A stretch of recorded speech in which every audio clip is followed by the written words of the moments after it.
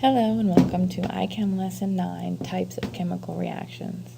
Today in class we learned how to balance chemical reactions and write the equations, but it's really important to be able to classify them into different types, especially when we're talking about making predictions about what will happen given reactants, what kind of products will they form.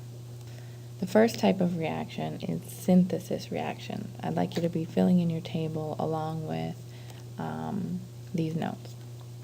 So the definition of a synthesis reaction is two or more compounds or elements go together to build a more complex compound.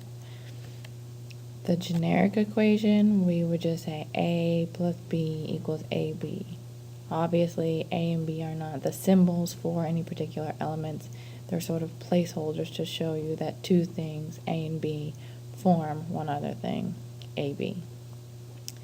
An example of this reaction is aluminum reacts with bromine gas to form aluminum tribromide. I want you to notice there when I read that out loud, I didn't say Al plus Br2 yields AlBr3. I actually said the name. It's proper form to say the names of the elements out loud instead of just reading their formulas. If you need to pause it to get any of this down before you move to the next slide, please do so. Okay, decomposition reactions are pretty much the opposite of synthesis. A single compound breaks down into two or more elements or compounds. The generic equation for this is AB yields A plus B. Okay, an example of this reaction would be dihydrogen dioxide yields water and oxygen gas.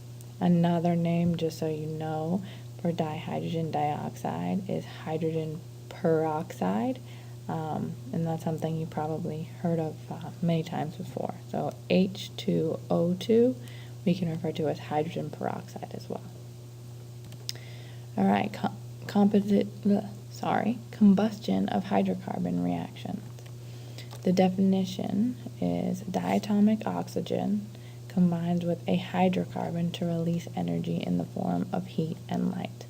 Well, what is a hydrocarbon? It's anything that has the form here, C something, H something. So these X and Y's represent subscripts. So the generic equation is your hydrocarbon plus oxygen yields carbon dioxide and water. You'll notice that in this particular instance, in the generic equation, everything is filled in except for the subscripts here.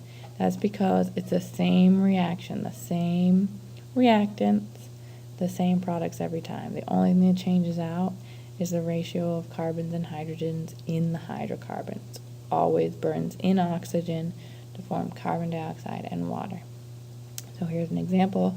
Carbon tetrahydride, in other words, sometimes we call it methane, reacts with oxygen gas to form carbon dioxide and water.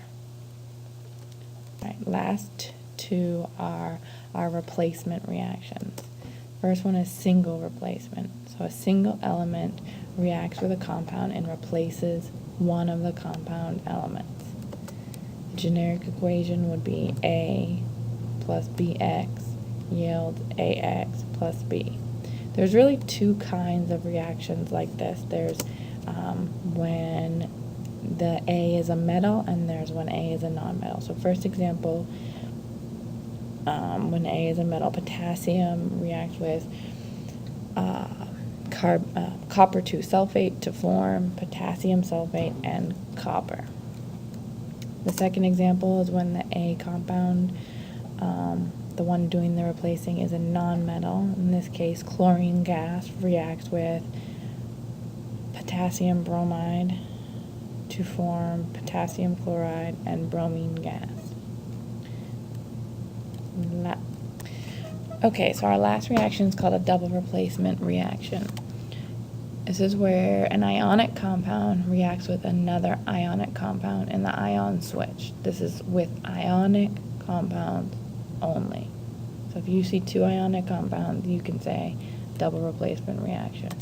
The generic equation is shown here.